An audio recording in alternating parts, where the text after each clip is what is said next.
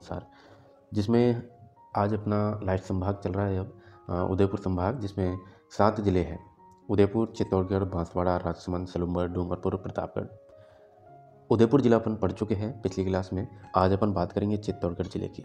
और चित्तौड़गढ़ जिले से महत्वपूर्ण जितने भी फैक्ट बनने हैं, क्या क्या बदलाव हुए हैं, उन सभी फैक्टों को देखेंगे। तो एक बार सभी क्लास को शेयर कर दें और चैनल पर विजिट करें। चैनल पर आपको 3 प्लेलिस्ट बनी हुई मिलेंगी। उन प्लेलिस्ट को ज्वाइन कर लेना, सेव कर लेना, जैसे भी डेली आपको वो देखनी है, क्योंकि वो रनिंग में है और डेली उन पर आपको जो है मिलता है। डेली आपके जिला दर्शन की सीरीज तो चल ही रही है, तो इसकी प्लेलिस्ट बनी हुई है। RWS फैक्ट नाम से एक प्लेलिस्ट बनी हुई है, जिसमें आपको जो है बिखरे हुए फैक्टों को एक जगह इंपॉर्टेंट क्वेश्चन एग्जाम के बेस के अनुसार दिया जाता है। ठीक है। तीसरा आपका daily Rajasthan current affairs shorts important प्रश्न दिए जाते हैं, टॉप 5 प्रश्न, तो उन्हें भी देखा करें, क्योंकि वहाँ से भी आपको जो है बहुत फ़ायदा मिलेगा। ठीक है। कर दी क्लास को शेयर कर दिया, अच्छी बात है। चलो कर दिया, तो नहीं किया तो कोई बात नहीं, आपकी इच्छा है। वैसे मेरी उम्मीद रहती है कि आप क्लास को शेयर करेंगे, चैनल को सब्सक्राइब करेंगे, ताकि मुझे भी मोटिवेशन मिले। ठीक है। सब्सक्राइब करने के बाद बेल आइकन जरूर दबा लेना है। अब बात करते हैं साथियों उदयपुर जिले की। आगे सभी जुड़ गए ना?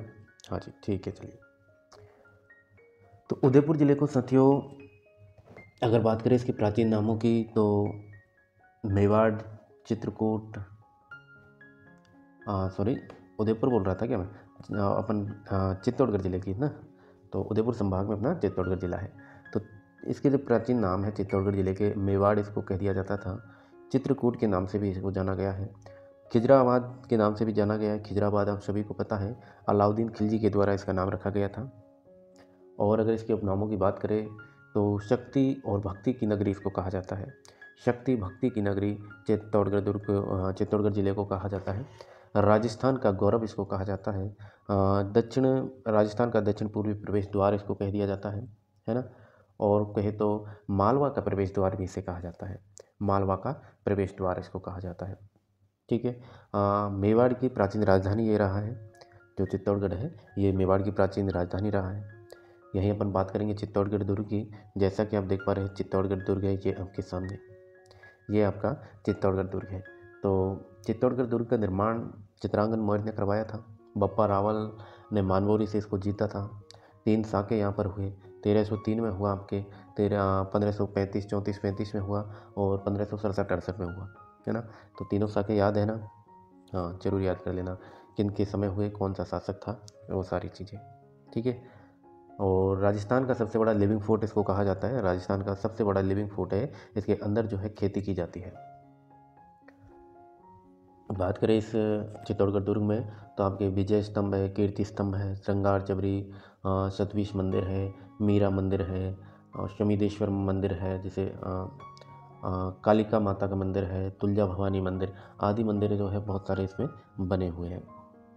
और याद रहे इसके बारे में, एक सर हूज कैशन नाम का व्यक्ति था, उसने कहा कि ऐसा लग रहा है, ऐसा इसको देखते हुए चित्तौड़गढ़ दुर्ग को कहा कि ऐसा लग रहा है जैसे मैं किसी भीम का जहाज पर खड़ा हूँ।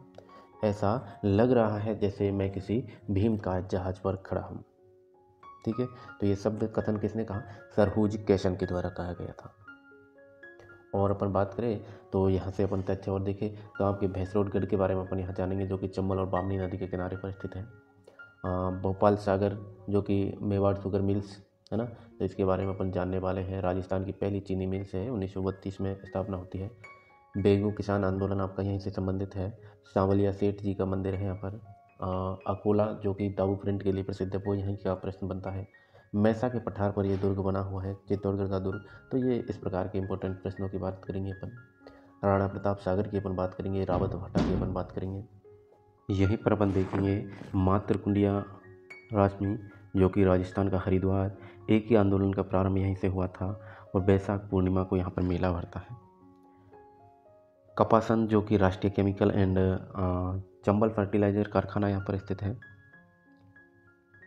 रावत भाटा, जो कि राजस्थान का पहला और भारत का दूसरा परमाणु ऊर्जा संयंत्र है। इसकी शुरुआत होती है 1972-73 में कनाडा की सहायता से। राजस्थान की न्यूक्लियर सिटी के नाम से राजस्थान भाटा को जाना जाता है। तो इन सभी पॉइंटों के बारे में अपन चर्चा करेंगे अपने चित्तौड़गढ़ ज़िले में। ठीक है।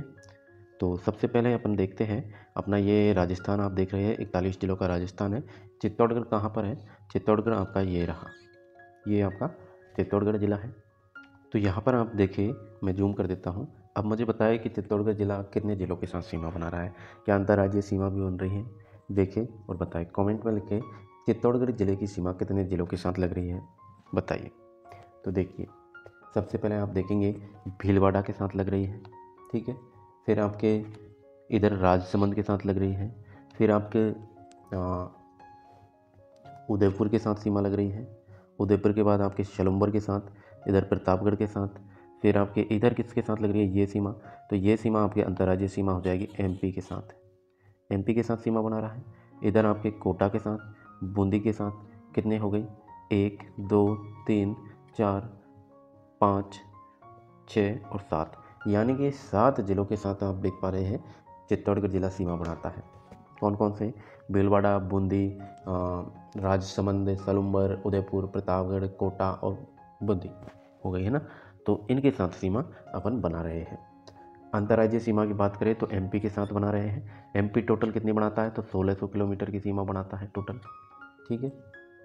चलिए प्रमुख नदियों की बात करें तो यहाँ पर प्रमुख नदी आपकी बेडच, गंभीरी और बामनी नदी, ये 3 नदी प्रमुख नदी है चित्तौड़गढ़ जिले की। चलिए तो ये चीज़ आ गई समझ। अब चलते हैं अपने जिला दर्शन के फैक्टों पर, ठीक है। सभी जुड़ गए ना क्लास से? अगर कोई बच गया तो उसको जोड़ ले जल्दी से, ताकि अपन क्लास का शुभारंभ करें। अब बेसिक जानकारी मैंने आपको दे दी, अब अपन बात करेंगे सीधे सीधे फैक्टों की, और बहुत ही बढ़िया बेहतरीन क्लास रहने वाली है। सभी क्लास को शेयर कर देंगे, लाइक कर देंगे, ठीक है। चलिए करें शुरू, आ जाओ। तो चित्तौड़गढ़ दुर्ग की बात करते हैं सबसे पहले। जैसा कि मैं आपको इसके बारे में बता चुका हूँ, वैसे चित्रांग मौर्य के द्वारा इसका निर्माण करवाया गया। चित्रांग या फिर चित्रांगद भी आपको देखने को मिल सकता है। कुमारपाल प्रबंध के अनुसार ये बताया गया है। और यहीं पर फतेह प्रकाश महल के बारे में जानकारी है। पठार कौन सा रहेगा? तो मैसा के पठार पर चित्तौड़गढ़ का प्रसिद्ध दुर्ग बना हुआ है। चित्तौड़गढ़ सैनिक स्कूल यहाँ पर स्थित है। काला सोना, अफीम सर्वाधिक इस जिले में पैदा होती है, जिसे काला सोना कहा जाता है। सतविश देवरी यहाँ पर स्थित है।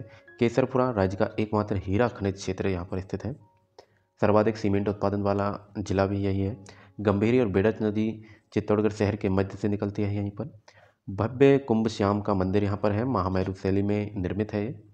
शमिदेश्वर मंदिर नागर शैली में बना हुआ है। विजय स्तंभ और कीर्ति स्तंभ यहाँ पर आप देखेंगे।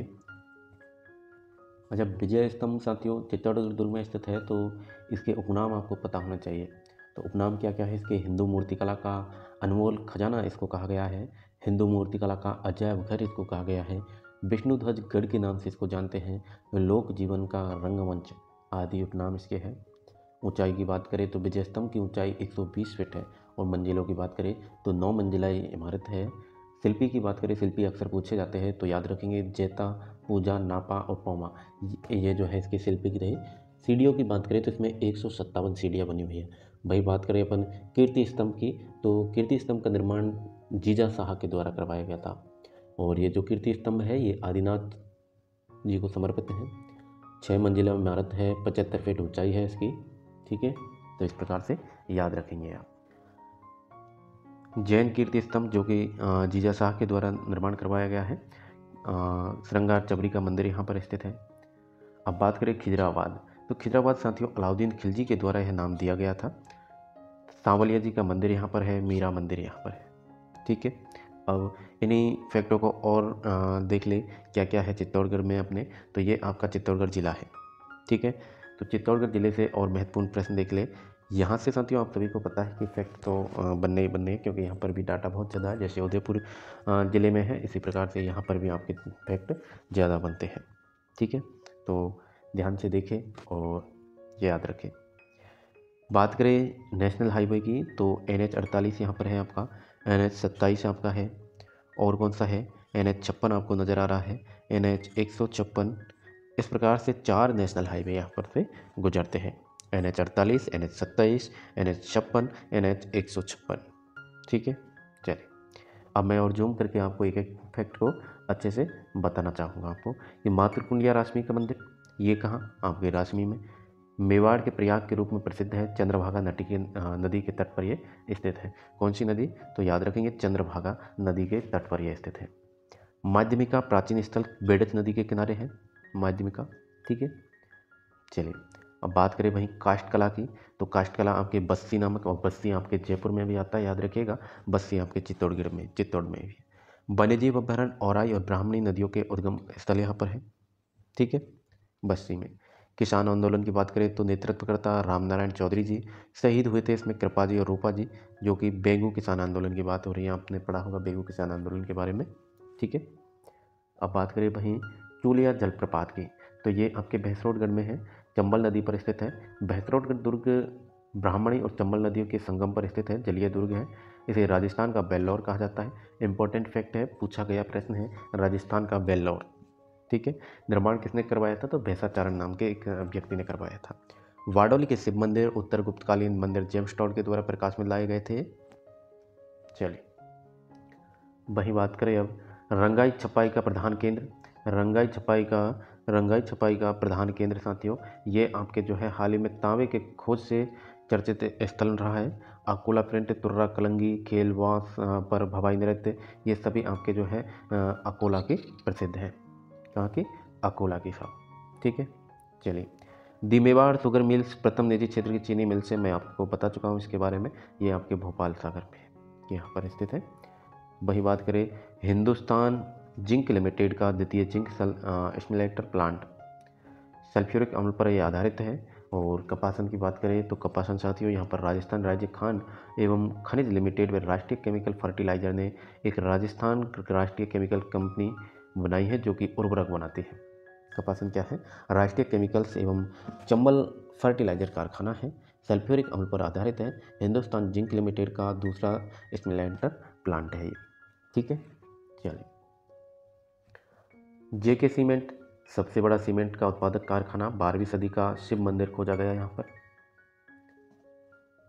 वहीं बात करें मंगरोल, तो कपड़ों की मंदों की बनवाई हेतु सफ़ेद सीमेंट का कारखाना, तीसरा कारखाना यहाँ पर स्थित है, ठीक है। वहीं बात करें चंदेरिया, तो चंदेरिया में आपके सीसा जस्ता प्रदावक केंद्र, एशिया का सबसे बड़ा सुपर जिंक स्मेल्टर संयंत्र है ये। बात करें राणा प्रताप सागर, तो भराव क्षमता के अनुसार राजस्थान का सबसे बड़ा बांध राणा प्रताप सागर जल विद्युत परियोजना है, ठीक है। रावत भाटा, जिससे अक्सर प्रश्न बनते हैं साथियों, राजस्थान परमाणु शक्ति परियोजना जो कि 1973 में कनाडा के सहयोग से प्रारंभ की गई थी। तारापुरा के बाद देश का दूसरा परमाणु ऊर्जा संयंत्र था ये। और बात करें इसमें पानी की आपूर्ति राणा प्रताप सागर से होती थी। स्वदेशी तकनीक से बना भारत का पहला भारी पानी संयंत्र यहाँ पर स्थित है, ठीक है। तो ये आपने चित्तौड़गढ़ के बारे में बेसिक जानकारी अभी ले ली है। अब बेसिक जानकारी तो ले ली, अब थोड़ा डिटेल में देख ले, तो आ जाइए साहब डिटेल में देख लेते हैं, आ जाइए। अब बात करते हैं, यहाँ से आपकी क्लास जो है इंपॉर्टेंट प्रश्न शुरू होते हैं, ये मान लीजिए आप। वैसे बेसिक तो आपने ऊपर ऊपर से जान लिया, अब डीपली भी जानना जरूरी है ना, तो उसी के लिए आपको यहाँ पर जुड़े रहना है और पूरी क्लास को कंप्लीट लेना है, ठीक है। बात करें चित्तौड़गढ़ की सीमा, तो ये साथियों आपको पता है, हम पढ़ चुके हैं, 7 जिलों के साथ लगती है, भीलवाड़ा, राजसमंद, सलूंबर, उदयपुर, प्रतापगढ़, कोटा, बूंदी। मध्य प्रदेश के साथ अंतर्राज्यीय सीमा लगती है। चित्तौड़गढ़ जिले से होकर नेशनल हाईवे हम देख चुके हैं, 27, 48, 56, 156 गुजरते हैं, ठीक है। प्रमुख नदी की बात करें तो बेड़च, गंभीरी और बामनी हो जाएगी। चित्तौड़गढ़ पर गोहिल एवं सिसोदिया वंश का अधिकार रहा, हम सभी जानते हैं। उपनाम हमने देखे, राजस्थान का गौरव इसे कहा जाता है, मालवा का प्रवेश द्वार, सीमेंट नगरी के नाम से जाना जाता है, राजस्थान का दक्षिण पूर्वी प्रवेश द्वार, शक्ति एवं भक्ति की नगरी भी इसको कहा जाता है, शक्ति एवं भक्ति की नगरी कहा जाता है, राजस्थान का गौरव कहा जाता है, मालवा का प्रवेश द्वार कहा जाता है, राजस्थान का दक्षिणी प्रवेश द्वार कहा जाता है। मेवाड़ की प्राचीन राजधानी ये रही। प्राचीन नामों की बात करें तो मेवाड़, चित्रकूट, खिजराबाद नाम रहे। खिजराबाद अलाउद्दीन खिलजी के द्वारा दिया गया था, ठीक है। चलिए चित्तौड़गढ़ जिले की शुभंकर की बात करें तो चौसिंगा हो जाएगा, जिसे अक्सर घंटेल के नाम से भी जाना जाता है। चित्तौड़गढ़ जिले की आकृति घोड़े की नाल के समान है। आकृति कैसी है साथियों, आकृति इसकी घोड़े की नाल के समान है। चित्तौड़गढ़ जिला राजस्थान राज्य का दक्षिण पूर्व में दिल्ली और मुंबई राष्ट्रीय राजमार्ग संख्या 48 पर, नेशनल हाईवे 48 पर यह स्थित है। नगरी की बात करें तो बेड़च नदी के तट पर है। प्राचीन नाम मध्यमिका इसका रहा, प्राचीन नाम क्या रहा, मध्यमिका रहा। चलिए अब बात करें बप्पा रावल, तो बप्पा रावल साथियों 734 ईस्वी में मौर्य राजा मान मौर्य को पराजित करके चित्तौड़गढ़ दुर्ग पर अधिकार करता है। चित्तौड़गढ़ का प्राचीन नाम शिवी एवं नगरी था, जिसकी राजधानी माध्यमिका थी, ठीक है। तो चित्तौड़ के प्राचीन नाम समझ आ गए। हाँ, शिवी नगरी, मेवाड़, चित्रकूट, खिजराबाद। ठीक है। चित्तौड़गढ़ पर गोहिल एवं सिसोदिया वंश राजवंश का अधिकार रहा। गोहिल राजवंश को विश्व का सबसे प्राचीन राजवंश माना जाता है। तो विश्व का सबसे प्राचीन राजवंश अगर कोई है तो याद रखेंगे गोहिल राजवंश है आपका। गोहिल राजवंश की स्थापना साथियों 565 ईस्वी में हुई। गोहिल की राजधानी नागदा हुई। नागदा उदयपुर में। ठीक है। मेवाड़ी राजाओं को हिंदुआ सूरज कहते थे। मेवाड़ी राजाओं को क्या कहा जाता है? हिंदुआ सूरज कहा जाता था। अबुल फजल के अनुसार मेवाड़ी राजा ईरान के बादशाह नौसे खां आदिल के वंशज है। कर्नल जेम्स टॉड के अनुसार मेवाड़ी राजा बल्लभी राजवंश से संबंधित है। बात करें रावल रतन सिंह, कौन नहीं जानता। 1302 से 1303 तक शासन में रहते हैं। समर सिंह के पुत्र रतन सिंह रावल शाखा के अंतिम राजा थे। रानी पद्मिनी रतन सिंह की प्रिय रानी थी। पद्मिनी का वर्णन मलिक मोहम्मद जायसी के द्वारा लिखित पुस्तक पद्मावत में किया गया और ये पद्मावत पुस्तक 26 साल के बाद में लिखी गई थी, याद रहे। तो 26 साल का अंतर आप सभी को पता है कितना अंतर होता है। आजकल तो एक बात का बतंगड़ बनने में 2 दिन लगते हैं। 1 से 2 दिन में बात का बतंगड़ बन जाता है। घटना कुछ घटती है और बता दिया कुछ और जाता है। तो सोचिए 26 साल के अंतराल में कितना कुछ बदल गया था। इसमें पद्मावत में आपको फिल्म भी देखी होगी। तो पद्मावत में आपके ये सुंदरता के बारे में बताया गया है कि राघव चेतन को निकाल दिया था और फिर ये बहुत सुंदर थी, इसलिए जो है अलाउद्दीन खिलजी ने आक्रमण किया था। लेकिन ऐसा नहीं है साथियों। अलाउद्दीन खिलजी ने व्यावसायिक कारणों की वजह से जो है वहाँ से आपके रास्ता गुजरता था आपके गुजरात के लिए, मालवा के लिए। तो उस रास्ते में जो है आपके चित्तौड़गढ़ आता था और चित्तौड़गढ़ वासियों ने यानी कहे कि रावल रतन सिंह ने इन्हें जाने के लिए रास्ता नहीं दिया था एक प्रकार से, क्योंकि ये जब जाते थे अलाउद्दीन खिलजी की सेना जाती थी तो ये क्या लूटपाट मचाती थी। तो उसी वजह से एक प्रकार से मेन वजह तो वो थी। बाकी बाद में फिर रानी पद्मिनी को सुंदरता का कारण बताकर और ये सब चीज़ें घटनाएँ बनाई गई है। ठीक है, चलिए। राघव चेतन साथियों रतन सिंह का पंडित था जो नाराज होकर अलाउद्दीन खिलजी से मिल गया था, ऐसा कहा जाता है पद्मावत ग्रंथ में। चित्तौड़ का प्रथम शाखा होता है फिर 1303 में गौरा और बादल के नेतृत्व में केसरिया होता है। रानी पद्मिनी ने जौहर किया। अलाउद्दीन खिलजी ने चित्तौड़ दुर्ग का नाम क्या रख दिया? खिजराबाद कर दिया साहब। चित्तौड़ की दूसरी शाखा की बात करें तो 1534 में गुजरात के शासक बहादुर शाह के द्वारा आक्रमण किया जाता है। रानी कर्मावती एवं जवाहर बाई के नेतृत्व में जौहर होता है। रावत बाघ सिंह जो कि केसरिया करते हैं, क्योंकि यहाँ पर बाघ सिंह केसरिया क्यों करते हैं? क्योंकि इनका जो पुत्र था विक्रमादित्य वो उस वक्त छोटा था, बच्चा था, तो लड़ने योग्य नहीं था, तो उसको भेज दिया जाता है और बाघ सिंह आते हैं। ये शायद सलम्बर के थे क्या? बाघ सिंह कहाँ के थे? देखते हैं इनको, अगर आपको पता है तो कमेंट करिए बाघ सिंह कहाँ के थे। ठीक है, तो फिर ये जो है केसरिया करते हैं। अब बात करें चित्तौड़ के तीसरे शाखे की 28 फरवरी 1568, 67 भी देखने को मिल सकता है, 68 भी देखने को मिल सकता है। बादशाह अकबर का आक्रमण होता है। फूल कबर के नेतृत्व में जौहर होता है। जयमल राठौड़, बीर कल्ला राठौड़ और फत्ता सिसोदिया के नेतृत्व में केसरिया होता है। आप सभी को पता है कल्ला जी राठौड़ को 4 हाथों वाला देवता कहा जाता है। क्यों कहा जाता है? क्योंकि जयमल को जो है अकबर की गोली लगती है पैर में, और जब गोली लगती है तो बीर कल्लाजी राठौर इन्हें अपने कंधे पर बिठाकर फिर युद्ध करते हैं। तो तब से इनको जो है 4 हाथों वाला देवता कहा जाता है। ठीक है, चलिए। अब बात करें चित्तौड़गढ़ राजस्थान का खंडित जिला भी है।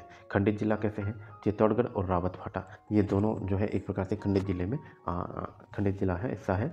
जैसा कि मैं आपको मैप में दिखाता हूँ, एक बार देखिए।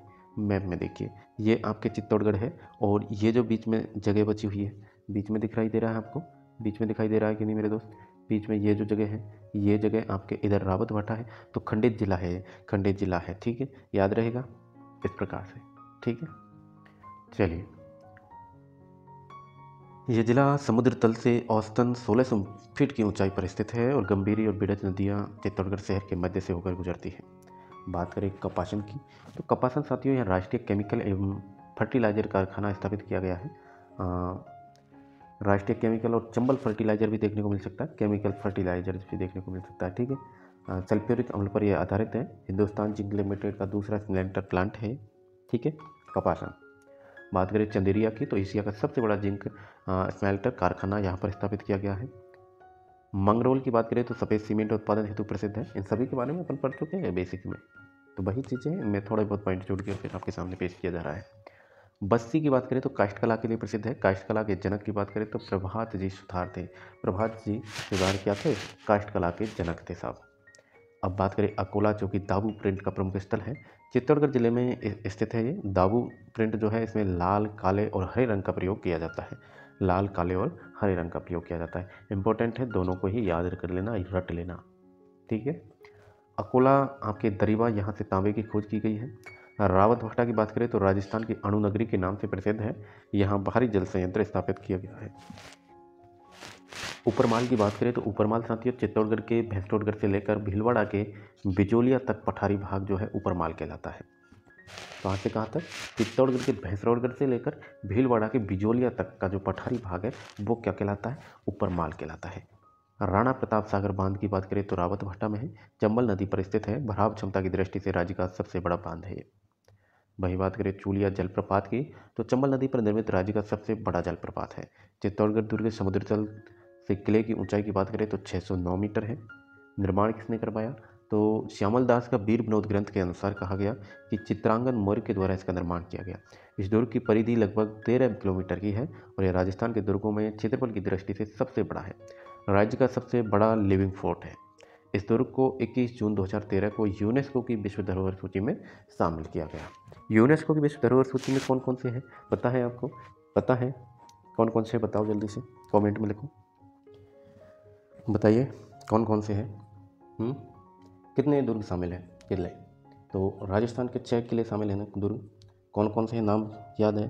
पूछे जाते हैं इसलिए बता रहा हूँ। तो राजस्थान के आपके चित्तौड़गढ़ है, कुंभलगढ़ है, रणथंभौर है, गागरोन है, आमेर है और जैसलमेर। ये 6 दुर्ग जो है आपके यूनेस्को की विश्व धरोहर सूची में शामिल है। इनको याद करने की एक ट्रिक मैं बता दूं आपको। ये आपकी ट्रिक है, देखो ये आपकी ट्रिक है, चीकू गाजर आम। चीकू गाजर आम, इस चीज़ से क्या बनेगा साथियों? इस चीज़ से आपका क्या बन जाएगा? चित्तौड़गढ़। वैसे आपको पता होगा, फिर भी मैं आपको शॉर्ट में बता देता हूँ। चित्तौड़गढ़, ठीक है। कू से क्या है? कुंभलगढ़। कुंभलगढ़ याद रखेंगे, कुंभल, ठीक है। गा से गागरोन, गागरोन। जय से क्या हो जाएगा? जैसलमेर, जैसलमेर। रै से क्या हो जाएगा? रणथंभौर, ठीक है। और आम से क्या हो जाएगा आपका? आमेर, जयपुर वाला, ठीक है। तो इन सभी को याद रखेंगे आप, ठीक है। चलिए पढ़े आगे, आ जाओ।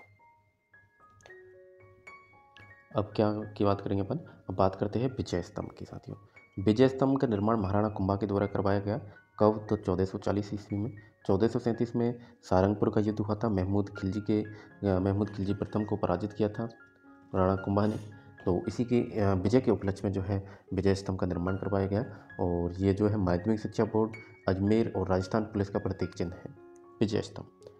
यह राजस्थान की प्रथम इमारत है जिस पर 15 अगस्त 1949 को डाक टिकट जारी किया गया। यह 9 मंजिला इमारत है जो कि 30 फीट चौड़ी और 122 फीट यानी 37 मीटर ऊंची है। इसकी तीसरी मंजिल पर 9 बार अल्लाह शब्द लिखा हुआ है। 9 बार अल्लाह शब्द लिखा हुआ है, ठीक है। चलिए उपनामों की बात करें। वैसे मैं जब क्लास शुरू हुई थी तो विजय स्तंभ, कीर्ति स्तंभ, चित्तौड़गढ़ दुर्ग, इनके बारे में मैंने आपको 5 मिनट पूरी डिटेल में बताया था। तो जल्दी से इनको पढ़ लो। विष्णु ध्वज, उपेंद्र नाथ डे के अनुसार इसे विष्णु ध्वज कहा गया। कीर्ति स्तंभ, गरुड़ ध्वज, विष्णु स्तंभ सीबी वैद के द्वारा कहा गया। लोक जीवन का रंगमंच गोपीनाथ शर्मा के द्वारा कहा गया। मूर्तियों का अजैब घर, हिंदू प्रतिमा शास्त्र की अनुपम निधि आरपी व्यास के द्वारा कहा गया इसको, ठीक है। चलिए भारतीय मूर्तिकला का विश्वकोश टार्जन टावर फर्ग्यूसन के द्वारा इसको संज्ञा दी गई थी, ठीक है। चलिए अब बात करेंगे अपन जैन कीर्ति स्तंभ की। तो जैन कीर्ति स्तंभ का निर्माण साथियों 12वीं सदी में जीजा साहब बगेरवाल के द्वारा करवाया गया। यह 7 मंजिल इमारत है और यह जैन तीर्थकर भगवान आदिनाथ को समर्पित है। बात करें मातृकुंडिया की तो यह हरथानापुर ग्राम राजमी में स्थित है। इसे राजस्थान का हरिद्वार, मेवाड़ का हरिद्वार कहा जाता है। ये चंद्रभागा नदी के किनारे स्थित है, पवित्र धार्मिक स्थल है। इसी स्थान से एक ही आंदोलन का प्रारंभ हुआ। यहाँ प्रतिवर्ष बैसाख पूर्णिमा को मेला लगता है। श्रद्धालु अपने परिजनों की अस्थियां यहाँ पर विसर्जित करते हैं। बडली के शिव मंदिर की बात करें तो इसका निर्माण परमार शासक हुण के द्वारा किया गया। यह प्रतिहारकालीन महामारु शैली में निर्मित है और यहाँ पर कुल 9 शिव मंदिरों का एक समूह है। जिनमें घाटेश्वर शिव मंदिर प्रमुख है। मीरा मंदिर की बात करें तो यह चित्तौड़गढ़ दुर्ग में स्थित है और इस मंदिर के सामने संत रैदास जी की छतरी बनी हुई है। बडली माता मंदिर, तो इस मंदिर को यह मंदिर जो है बडली माता का मंदिर निकुंभ में स्थित है। शमिदेश्वर महादेव मंदिर, भोज मंदिर, त्रिभुवन नारायण मंदिर या फिर कहे मौकल जी का मंदिर, ठीक है, सभी एक ही मंदिर के उपनाम है। शमिदेश्वर महादेव मंदिर भोज परमार के द्वारा बनवाया गया इसलिए भोज मंदिर, त्रिभुवन नारायण मंदिर मौकल ने जीर्णोद्धार करवाया इसलिए मौकल जी का मंदिर भी इसको कहा जाता है। इस मंदिर का निर्माण परमार शासक भोज के द्वारा करवाया गया। जीर्णोद्धार यानी कि पुनर्निर्माण मौकल के द्वारा करवाया गया था। अब बात करें सूर्य मंदिर, कालिका माता मंदिर, कालिका मंदिर, तो यह प्रतिहारकालीन कालिका मंदिर राजस्थान का सबसे प्राचीन सूर्य मंदिर है। आबरी माता का मंदिर, यह मंदिर निकुंभ में स्थित है। इस मंदिर में लकवे से पीड़ित व्यक्तियों का इलाज किया जाता है। साथियों याद रखना, प्रश्न कैसे बन सकता है, प्रश्न ऐसे बना हुआ है, ये आबरी माता से बताऊं कि लकवे से पीड़ित व्यक्तियों का इलाज कहाँ किया जाता है, लकवे से पीड़ित व्यक्तियों का इलाज किस माता के मंदिर में किया जाता है या फिर कहाँ पर है। तो आपसे प्रश्न इस प्रकार से बन सकता है, आपसे सीधा नहीं पूछा जाएगा कि आबरी माता का मंदिर कहाँ है चित्तौड़गढ़ में, ना, लकवे से पीड़ित व्यक्ति का इलाज कहाँ किया जाता है, इस मंदिर में किया जाता है। फिर आपके ऑप्शन में आबरी माता का मंदिर आ जाएगा। तो आपको इस प्रकार से इसको पूरी तरह याद रख लेना है, ठीक है। चलिए, सांवलिया सेठ का मंदिर, यहाँ प्रतिवर्ष भाद्रपद शुक्ल एकादशी को मेला भरता है। कुंभ स्वामी मंदिर, जिसका निर्माण 1459 ईस्वी में महाराणा कुंभा के द्वारा करवाया गया। वही बात करें तुलजा भवानी मंदिर, जिसका निर्माण बनवीर के द्वारा करवाया गया, यह शिवाजी की कुल देवी थी। शतवीश देवरी मंदिर, यह जैन धर्म से संबंधित है, यह 27 देवरिया स्थित है। संत रैदास पनोरमा, गौरावादल पनोरमा, रूपाजी कृपाजी का पनोरमा, परशुराम का पनोरमा आदि चित्तौड़गढ़ में स्थित है। साथियों बात करें गंगेश्वर महादेव मंदिर की, तो चित्तौड़गढ़ में है। निर्माण संवत 949 में इसका निर्माण होता है। जयमल राठौड़ स्मारक की बात करें तो चित्तौड़गढ़ दुर्ग में बना हुआ है। फतेह प्रकाश महल साथियों चित्तौड़गढ़ दुर्ग में है। इसका निर्माण महाराणा फतेह सिंह के द्वारा करवाया गया था। गौरावादल महल चित्तौड़गढ़ दुर्ग में स्थित है। वहीं पद्मिनी महल भी कहाँ पर, चित्तौड़गढ़ दुर्ग में रावल रतन सिंह के द्वारा इसका निर्माण करवाया गया था। चलिए और देखिए तो कुंभा महल साथियों, कुंभा महल का निर्माण कुंभा के द्वारा करवाया जाएगा। राजमहल सीताफल सेंटर ऑफ एक्सीलेंस चित्तौड़गढ़ जिले में स्थित है। राजस्थान में सर्वप्रथम पल्स पोलियो अभियान भी कहाँ से चला, तो आपके चित्तौड़गढ़ जिले से शुरू किया गया था। सीमेंट का सबसे बड़ा कारखाना निम्बाहेड़ा चित्तौड़गढ़ में स्थित है। पालखेड़ा पर्वत चित्तौड़गढ़ जिले में स्थित है, जो कि दक्षिणी अरावली का पर्वत है। बेरोलो प्राचीन मंदिरों के लिए प्रसिद्ध है। मानदेसरा का पठार चित्तौड़गढ़ में स्थित है। मैसा का पठार पर तो चित्तौड़गढ़ बना हुआ है, यह आपको पता है, दुर्ग जो चित्तौड़गढ़ में स्थित है। यह चित्तौड़गढ़ में बेड़च और गंभीरी नदियों द्वारा अपर्दित पठार है। बेंगू किसान आंदोलन की बात करें तो चित्तौड़गढ़ जिले में वर्ष 1921 से आरंभ होता है और ये आपके जो है इसका नेतृत्व किया था रामनारायण चौधरी ने। और अगर बात करें तो पहले की स्थिति क्या थी, तो पूर्व में की स्थिति अगर पूछी जाए, वैसे पूछेगा नहीं, तो पूर्व की स्थिति इसकी भीलवाड़ा थी और वर्तमान स्थिति आपकी चित्तौड़गढ़ आ चुकी है। तो इस प्रकार के बदलाव होते हैं जब जिले चेंज होते हैं। किसानों की बात करें तो यहाँ पर साथियों बेगू किसान आंदोलन में धाकड़ जाति के किसान थे और ये 1925 तक चला था। कब तक चला था, 1921 से 1925 तक। नेतृत्व तो आपके रामनारायण चौधरी जी ने किया था। और आंदोलन की शुरुआत की बात करें तो 1921 में आपके भेरूकुंड जो है कि मैनाल भीलवाड़ा से में स्थित है, वहाँ से इसकी स्टार्टिंग हुई थी। महिलाओं का नेतृत्व किसने किया था इसमें, तो महिलाओं का नेतृत्व किया था आपके अंजना चौधरी और रामनारायण चौधरी, जो कि इनकी पत्नी थी अंजना चौधरी, ठीक है। ये इसी में आप देखेंगे एक इम्पोर्टेंट प्रश्न बनता है बोल्शेविक समझौता, जो कि ट्रेंच आयोग ने नाम दिया था। किसानों और रावत जो अनूप सिंह था, इनके मध्य में समझौता हुआ था और ट्रेंच आयोग ने जो है इस समझौते को बोल्शेविक समझौता बताया था। तो बेंगू किसान आंदोलन से बोल्शेविक समझौता से प्रश्न बनता है, ठीक है। अच्छा, बेगू किसान आंदोलन में शहीद कौन कौन हुए थे, तो रूपाजी और कृपाजी धाकड़ शहीद हुए थे, ठीक है। कब शहीद हुए थे, तो ये ट्रेंच आयोग ने जब कार्रवाई की थी, दमनात्मक कार्रवाई की थी 13 जुलाई 1923 को, गोविंदपुरा गांव है एक, वहाँ पर। आंदोलन का समापन आपके 1925 में होता है, 1921 में शुभारंभ होता है। अच्छा, बेगू किसान आंदोलन जो है रामनारायण चौधरी ने इसका नेतृत्व किया था। तो वो किसके आग्रह पर किया था, किसने कहा था कि भाई आप जाओ और इसका नेतृत्व करो, तो रामनारायण चौधरी से विजय सिंह पटेल, जिनका मूल नाम भूप सिंह था, इन्होंने कहा था कि रामनारायण चौधरी से आग्रह किया था कि आप जो है बेगू के किसान आंदोलन का नेतृत्व करो, ठीक है।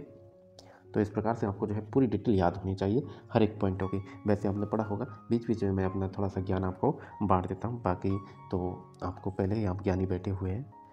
तो इसी तरह आपको जो है हर एक पॉइंट को जो है माइंड में रिकॉल होना चाहिए। आपने, मुझे पता है पहले से पढ़ी हुई है हिस्ट्री, कल्चर, जियोग्राफी, लेकिन उसका रिवीजन हो रहा है ना।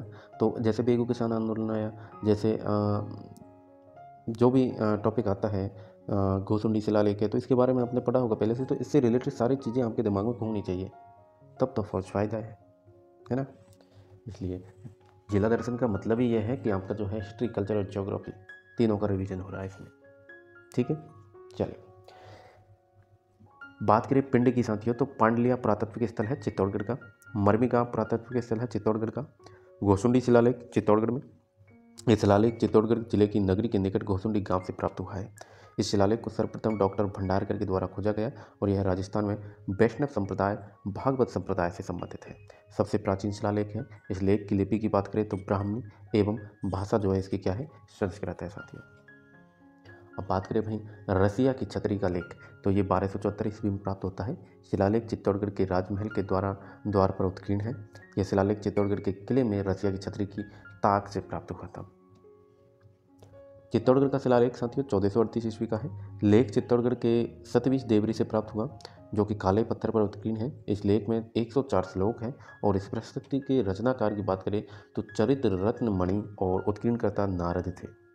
ठीक है, अब बात करें कीर्ति स्तंभ प्रशस्ति की, तो इस प्रशस्ति की रचना कवि अत्रि और महेश भट्ट के द्वारा की गई। विजय स्तंभ की 5वीं मंजिल पर यह उत्कीर्ण है। इस प्रशस्ति में महाराणा कुंभा की उपलब्धि और उनके द्वारा रचित ग्रंथों का वर्णन मिलता है। मानमोरी शिलालेख, मानमोरी अभिलेख 713 ईस्वी का, 713 ईस्वी का यह लेख मानसरोवर झील यानी चित्तौड़गढ़ के तट पर उत्कीर्ण है। इस अभिलेख में इसके रचयिता जो है कि पुष्य है और उत्कीर्णकर्ता की बात करें तो शिवादित्य का उल्लेख मिलता है। यह अभिलेख कर्नल जेम्स टॉड के द्वारा इंग्लैंड ले जाते समय समुद्र में फेंक दिया गया था, ज़्यादा वजनी होने के कारण।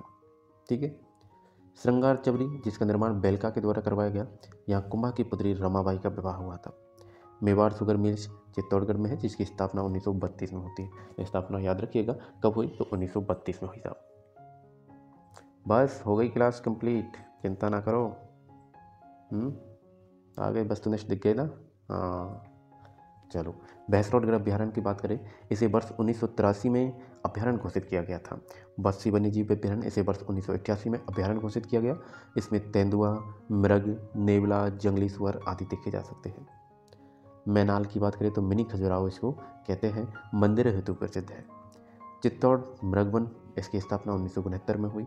एक ही भम्मट आंदोलन, मोतीलाल तेजावत यानी कि आदिवासियों का मसीहा इनको कहा जाता है, मोतीलाल तेजावत को, इनके द्वारा 1921 में बैसाख पूर्णिमा में चित्तौड़गढ़ की रासमी तहसील के मातुकुंडिया गांव से इसका शुरुआत होती है, एक ही भम्मट आंदोलन की। बात करें मैनाल नदी, तो मैनाल नदी का उद्गम बेगू चित्तौड़गढ़ हो जाएगा। बामनी नदी का उद्गम हरिपुरा की पहाड़ियों से होता है चित्तौड़गढ़ में।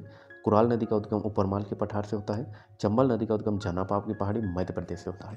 चंबल नदी का उद्गम कहाँ से, जानापाप की पहाड़ी मध्य प्रदेश से होता है। इस नदी पर चित्तौड़गढ़ में राजस्थान का सबसे ऊंचा जलप्रपात चूलिया जलप्रपात स्थित है, याद रखेंगे। राणा प्रताप सागर झील एवं भूपाल सागर झील चित्तौड़गढ़ में स्थित है। चित्तौड़गढ़ का सैनिक स्कूल कहाँ पर, तो चित्तौड़गढ़ का है, तो चित्तौड़गढ़ में ही होगा ना। होगी क्लास, बड़ी जल्दी हो गई। हाँ, कैसी लगी क्लास, मज़ा आया? तो बताओ फिर, अपनी प्रतिक्रिया तो दो। क्लास अच्छी लगी, बुरी लगी सर, कोई कमी है या याद नहीं हो रहा है, क्या बात हो रही है? हाँ, कुछ तो बोला करो भाई कमेंट में। हाँ, कुछ बच्चे जो रेगुलर क्लास ले रहे हैं, मैं उनका तो फुल सपोर्ट करता हूँ भाई, बहुत बढ़िया से रेगुलर क्लास ले रहे हैं, पढ़ रहे हैं, पूरी क्लास को देखते हैं। तो बस उन्हीं के जवाब आते हैं, उनके तो फिक्स आना ही है, क्योंकि उनको पता है कि पढ़ाई करनी है और पढ़ाई में मेहनत लगती है और मेहनत की कदर करना वो जानते हैं। लेकिन आप सभी से कहना चाहूँगा मैं, आप चाहे प्राइम पर क्लास ले रहे हैं या फिर आप बाद में क्लास को देख रहे हैं, तो कमेंट जरूर किया करें, अपनी प्रतिक्रिया दिया करें। आपकी हर एक प्रतिक्रिया मुझे मोटिवेशन देती है। ठीक है, तो मैं उम्मीद करूँगा आप अपनी प्रतिक्रिया देंगे और चैनल को सपोर्ट करेंगे, चैनल को शेयर करेंगे अपने साथियों तक।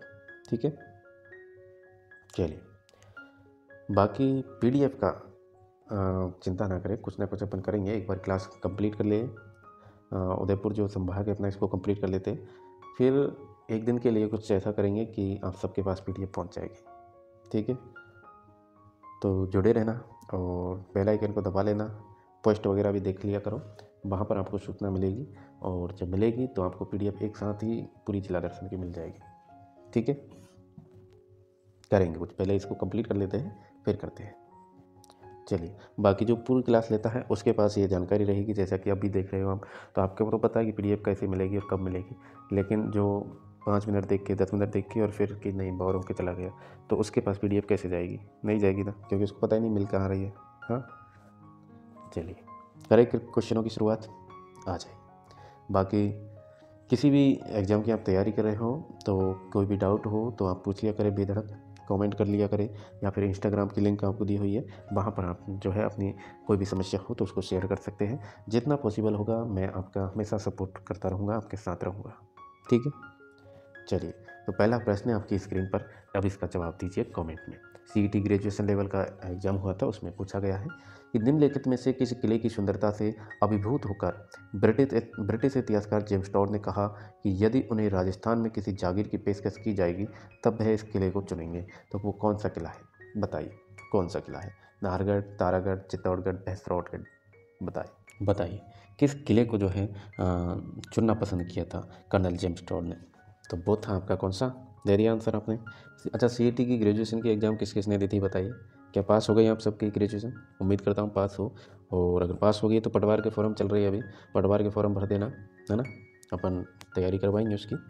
ठीक है, पटवार BDO है, तो इन सभी के फॉर्म भरने हैं। 4th ग्रेड है। किस किसने भर दिया पटवार के फॉर्म? भर दिया आपने?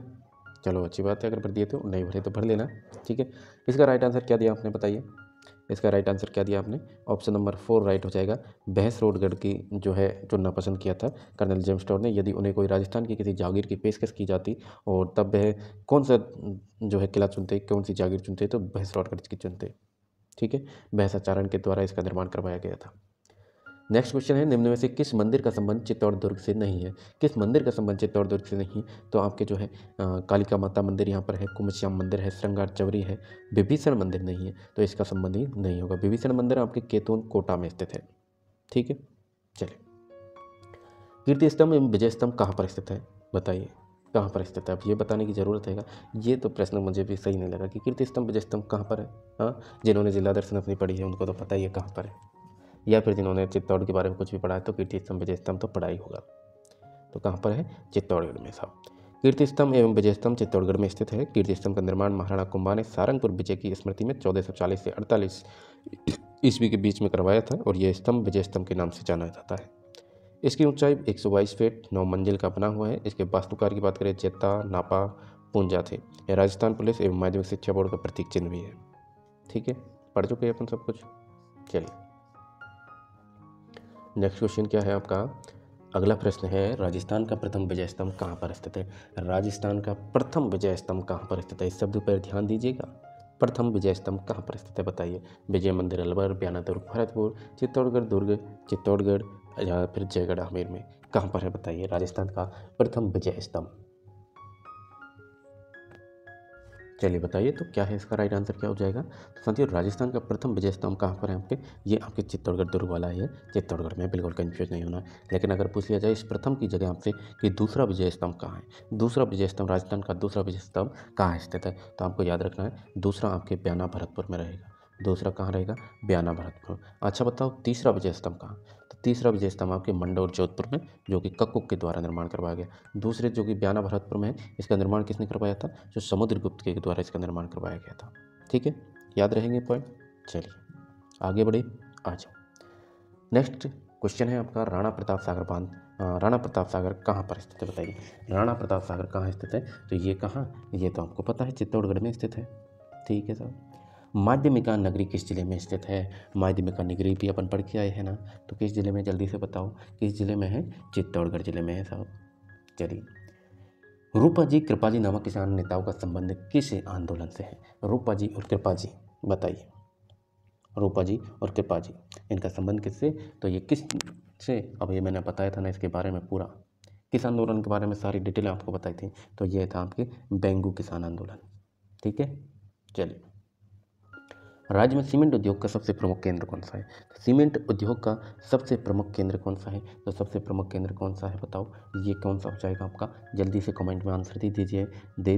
चित्तौड़गढ़ हो जाएगा। चित्तौड़गढ़ किले के निम्नलिखित मंदिरों में से कौन सा एक जैन मंदिर है बताइए? कौन सा एक जैन मंदिर है बताइए? तुलजा भवानी मंदिर है क्या, समितेश्वर मंदिर है क्या, या सतवेश मंदिर देवरी है, या कुंभ श्याम मंदिर है बताइए कौन सा है? तो आप सभी को पता है कौन सा है, सातवेश देवरी। अलाउद्दीन खिलजी ने चित्तौड़ पर आक्रमण कब किया था? अलाउद्दीन खिलजी ने कब किया था? 1303 में किया था साहब। 26 अगस्त 1303 को अलाउद्दीन खिलजी ने चित्तौड़गढ़ पर आक्रमण किया। रावल रतन सिंह युद्ध में लड़ते हुए वीरगति को प्राप्त होते हैं। रानी पद्मिनी ने जौहर किया और चित्तौड़ का प्रथम शाखा और राजस्थान का दूसरा शाखा संपन्न होता है। मेवाड़ के प्रयाग के रूप में विख्यात मातृकुंडिया किस जिले में स्थित है? आप सभी को पता है मातृकुंडिया किस जिले में स्थित है? जल्दी से आंसर दे दीजिए। मातृकुंडिया किस जिले में पढ़ के आए अभी अपन? हाँ, कौन सा जिला पढ़ रहे हैं? चित्तौड़गढ़ पढ़ रहे हैं ना गुड़िया? तो चित्तौड़गढ़ बोलो, चित्तौड़गढ़ बोलो। मेवाड़ के प्रयाग के रूप में विख्यात मातृकुंडिया रासमी चित्तौड़गढ़ में बैसाख पूर्णिमा को धार्मिक महत्व का विशाल मेला लगता है। यह हिंदू धर्म का पवित्र प्रयाग है, समान महत्व रखने वाला स्थान है। ठीक है, चलिए। मलिक मोहम्मद जायसी के महाकाव्य पद्मावत में चित्तौड़ को किस रानी का चित्रण किया गया है? पद्मावत में चित्तौड़ की किस रानी का चित्रण किया गया है? बताइए मेरे दोस्त, बताइए मेरे छोटे भाई, बताइए मेरी छोटी बहना, किस रानी का चित्रण किया गया है? क्या ये आपको नहीं पता? क्या ये आपको पता नहीं? पता है ना किस रानी का? तो पता है आपको, खूबसूरत रानी। कौन थी? रानी पद्मिनी। ठीक है। मलिक मोहम्मद जायसी ने पद्मावत नामक ग्रंथ लिखा जिसमें रानी पद्मिनी को जो है खूबसूरत बताया, मतलब बहुत ही सुंदर बताया। ऐसा कहा जाता है कि कहानियों के अनुसार अगर देखिए तो कि जब वो पानी पिया करती थी तो जल जो है पानी गले में जाता हुआ दिखता था, इतनी सुंदर थी। अब इतनी सुंदर कैसे हो सकती है, लेकिन कुछ भी कह देते हैं। ये तो कवि है महाकाव्य लिखने वाले, हिंदी को तोड़ मरोड़ के और किस प्रकार से कहानियाँ बनाते हैं हमारी समझ के बाहर है। ठीक है, लेकिन याद रहे चित्तौड़गढ़ की रानी कौन? पद्मिनी। ठीक है, अपना काम क्या है? पढ़ना और एग्जाम से ओरिएंटेड जो प्रश्न है उनको पढ़ना। चलिए आगे बढ़े नेक्स्ट क्वेश्चन की ओर। थोड़ा इसके बारे में व्याख्या देख ले। तो रानी पद्मिनी चित्तौड़ के शासक रावल रतन सिंह की पत्नी थी, सभी जानते हैं आप।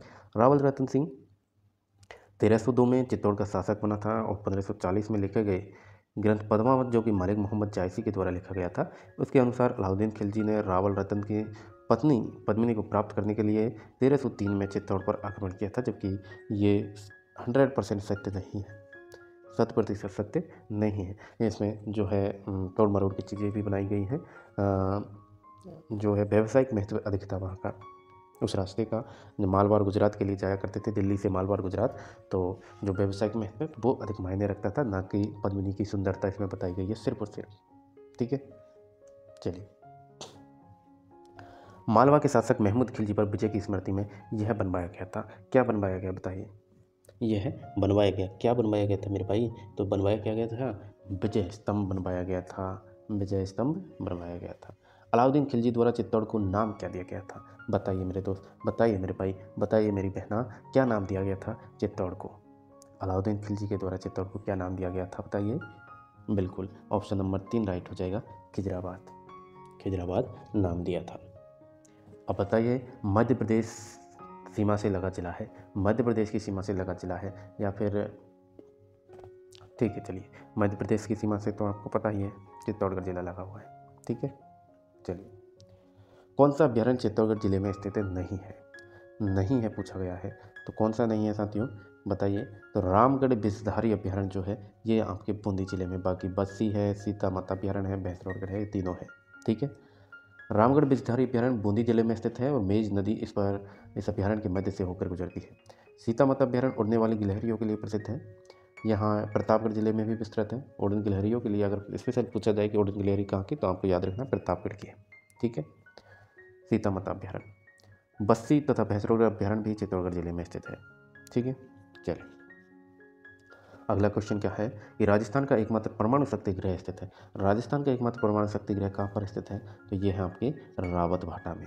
यह परमाणु शक्ति का गृह रावत भाटा के में, जो कि कनाडा सरकार के सहयोग से 1973 में स्थापित किया गया था। देश का प्रथम परमाणु शक्ति गृह तारापुर महाराष्ट्र में है, जो कि 1969 में अमेरिका के सहयोग से स्थापित किया गया था। अगला क्वेश्चन क्या है? अगला क्वेश्चन है आपका, राजस्थान का हरिद्वार किसे कहा जाता है?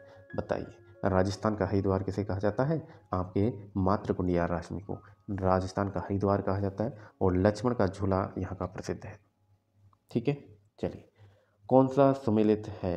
क्वेश्चन है कौन सा सुमेलित है? चलिए देखें, आ जाइए, बताइए कौन सा सुमेलित है इसमें? बस्सी गांव, प्रतापगढ़, अकोला, चंदेरिया, इन सभी को पढ़े ध्यान से। बताइए कौन सा इसमें सुमेलित है, पूछा गया है। तो बस्सी गांव काष्ठ कला का प्रधान केंद्र है, ये तो सुमेलित है साथियों, अभी अपन पढ़ के आए हैं। प्रतापगढ़ थेवा कला का प्रधान केंद्र है, ये भी सुमेलित है। अकोला रंगाई छपाई, डाबू प्रिंट, इन सब के लिए। चंदेरिया जिंक स्मेल्टर संयंत्र का केंद्र है, बिल्कुल। तो ये तो चारों ही सुमेलित है मेरे भाई, चारों ही सुमेलित है, तो ऑप्शन क्या हो जाएगा? सभी। ठीक है, चलिए, राजस्थान का निजी क्षेत्र का प्रथम चीनी मिल कहाँ स्थापित किया गया? प्रथम चीनी मिल कहाँ स्थापित किया गया? तो ये आपके कहाँ बताइए। देखिए, क्वेश्चन व्याख्या ना देखे, व्याख्या से पहले प्रश्न को देखिए। तो यहाँ पर आपको जो है चित्तौड़गढ़ कहीं दिखाई नहीं दे रहा है, लेकिन भोपाल सागर दिखाई दे रहा है ना। तो भोपाल सागर कहाँ पर है? चित्तौड़गढ़ में है ना। तो चित्तौड़गढ़ में ही आपके राजस्थान की प्रथम चीनी मिल है। भोपाल सागर से भी याद रखना, 1932 में दी मेवाड़ शुगर मिल्स, भोपाल सागर चित्तौड़गढ़ राजस्थान की प्रथम निजी क्षेत्र की चीनी मिल्स है। ठीक है, चंदेरिया किस जिले में स्थित है? बताइए। चंदेरिया हम सभी को पता है किसमें? चित्तौड़गढ़ में हम पढ़ के आए हैं, चित्तौड़गढ़ में स्थित है। ब्रिटेन के सहयोग से एशिया का सबसे बड़ा सुपर जिंक स्मेल्टर संयंत्र यहाँ पर स्थापित किया गया है। बात करें चित्तौड़गढ़ शहर के मध्य से निकलने वाली नदियों के जोड़ा जो आगे चलकर एक हो जाती है, कौन सी है? बताइए, इसमें से क्या राइट हो जाएगा? प्रश्न को पढ़िए ध्यान से कि चित्तौड़गढ़ शहर के मध्य से निकलने वाली नदियों के जोड़ा जो आगे चलकर एक हो जाती है, कौन सी है? बताइए, कौन सी है? बताइए। गंभीरी, बेड़च, हाँ, बनास, चंबल, कुंजाल, कदमाली, बागन, सेवान। अरे मेरे भाई, कौन सी हो जाएगी? गंभीरी, बेड़च हो जाएंगी। दुर्ग जिसकी आकृति एक विशाल भेल मछली के समान है, दुर्ग जिसकी आकृति एक विशाल भेल मछली के समान है, कौन सा दुर्ग है? बताइए। तो भेल मछली के समान कौन सा दुर्ग है आपके? ये आपके चित्तौड़गढ़ दुर्ग हो जाएगा, मैसा के पठार पर बना हुआ है। अगला प्रश्न है, विष्णु के बारह अवतार व कुंभ श्याम का भव्य मंदिर जिसका निर्माण महाराणा कुंभा ने सन 1449 ईस्वी में करवाया तथा जो इंडो आर्यन स्थापित कला का सुंदर नमूना भी है, ये आपके कहाँ पर स्थित है? बताइए, ये आपके कहाँ पर है? तो ये आपके चित्तौड़गढ़ में अभी पढ़ के आए हैं अपन। ठीक है, बताइए, मीराबाई के गुरु कौन थे? मीराबाई के गुरु कौन थे? अगर अब ये बात हमने जिला दर्शन में नहीं की थी, गुरु का नाम आपने नहीं बताया था, तो आपको अब यहाँ से पता चलता है आपने पहले कितना पढ़ा है जिला दर्शन से पहले। हाँ, बताइए कौन थे गुरु? बिल्कुल, रैदास जी थे। रैदास जी जो है मीराबाई के गुरु थे।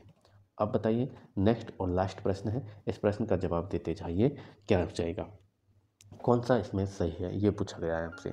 तो इसका आंसर तो आप सभी को आता है वैसे, इसमें उपरोक्त सभी हो जाएगा आपके, ये सभी जो है समय लेते हैं एक दूसरे से। ठीक है, चलिए, तो ये आपकी जो है क्लास हो जाती है आपकी यहीं पर कंप्लीट। और कैसी लगी क्लास? अपनी प्रतिक्रिया देना ना भूलना, शेयर करना ना भूलना, कमेंट करना ना भूलना, और चैनल पर विजिट करके फिर प्लेलिस्ट देखें, और प्लेलिस्ट में आपके काम की जो है वीडियो है उन सभी को देखा करो। ठीक है, आपके RW इफेक्ट भी आपको मिलता रहता है, तो उसे भी देखा करें, क्योंकि वहाँ से भी आपको जो है इंपॉर्टेंट चीज़ें याद रहेंगी। और वो तो सिर्फ 5-7 मिनट की क्लास रहती है फैक्ट वाली, तो उसमें आपको जो है बहुत ही, लेकिन 5-7 मिनट में आपको बढ़िया ज्ञान दे दिया जाता है। ज्ञान का मतलब है आपसे जो प्रश्न बनते हैं सीधे सीधे और बिखरे हुए फैक्ट रहते हैं, एक जैसे पॉइंट रहते हैं जिनमें कन्फ्यूजन का ज़्यादा चांस रहता है, उन सभी को एक जगह एकत्रित करके आपको दिया जाता है। ठीक है, तो देखा करें, और मिलते हैं फिर अपन ऐसे ही पढ़ते रहे, आगे बढ़ते रहें। उम्मीद करता हूँ 2025 में आप सभी नौकरी ले लेंगे तो सब कुछ मिल जाएगा, समझो। पता है ना, माँ बाप कितनी उम्मीद लगा के अपन को पढ़ाने भेजे हैं, तो उनके लिए कुछ करना है तो पहले हाँ, मैं मानता हूँ आपके सपने कुछ और भी हो सकते हैं, नौकरी लगना ही ज़िंदगी की सफलता नहीं है, लेकिन जॉब मिलने के बाद में आप जो है एक वो होता है ना, पैर जमा लेंगे, अपने पैरों पर खड़े हो जाएंगे। माँ बाप क्या चाहते हैं कि बेटा अपने पैरों पर खड़े हो जा, बेटी अपने पैरों पर खड़ी हो जाएगी, तो उसको जो है कोई समस्या नहीं आएगी जीवन में। वरना आप जानते हो कि बेरोजगार बच्चियों के साथ क्या होता है ना, उनका वही, अपनी मम्मियों को देख लो, वही उनका फिक्स है, ना घर से बाहर जाना, ना कुछ करना, सिर्फ अपने सपनों को मार कर मतलब जीना है। तो आप जी सकते हो, वरना अगर सरकारी नौकरी लग जाओगे तो आप जो है अपने सपनों के अनुसार जी सकते हो, जो मन में आएगा वहाँ आप जा पाएंगे। ठीक है, तो पढ़ो अच्छे से और नौकरी ले लो मेरे भाई मेरी बहना। ठीक है, बढ़िया है। चलो मिलते हैं अपन नेक्स्ट वीडियो में, तब तक के लिए जय हिंद जय भारत, नमस्कार।